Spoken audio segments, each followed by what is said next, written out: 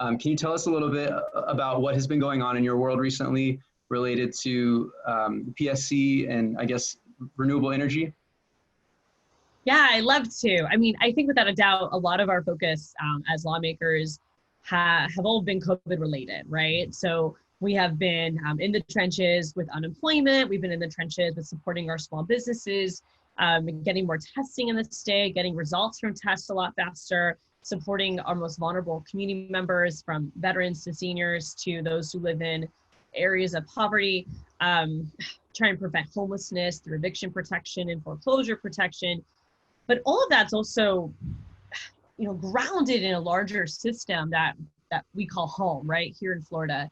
And I have been proud to be a leading advocate for renewable energy, for solar energy in the state of Florida in my first 2 years as a lawmaker.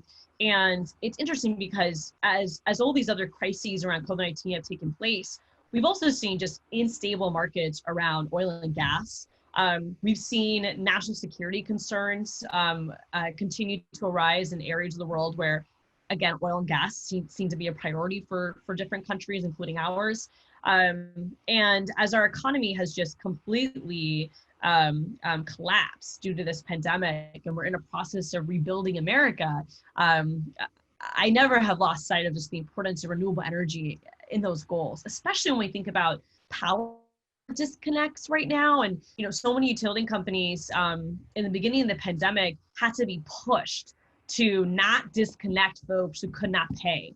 I remember back in March having a Twitter discussion with FPL's executive spokespeople because every major investor-owned utility company said they're not going to do connects except FPL. FPL did not make a formal announcement. And so I was able to secure that announcement through social media in FPL saying, we're not going to disconnect people during this time, and then to get their website updated to reflect that decision. So energy has always been a part of this fight. There's been many conversations I've had with utility companies, with their lobbyists, trying to get support for different Floridians who just cannot make payment or are facing late fees.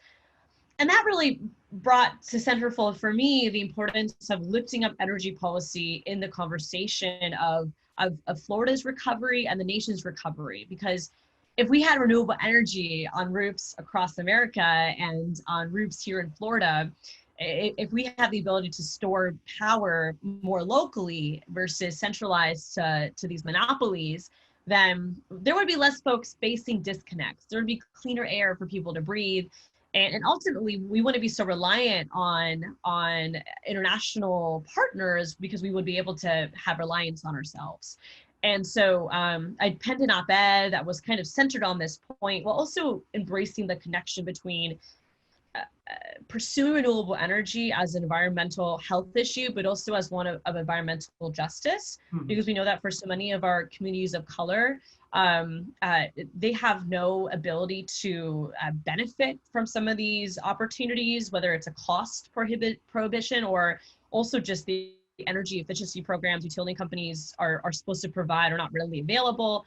And also just the job creation that I know Daren knows so well about when it comes to pursuing renewable energy. So we've also been on this gospel of just really pushing our members of Congress and also the Public Service Commission on energy efficiency goals, and of course pursuing policy that will allow solar energy and other renewable energy sources to blossom.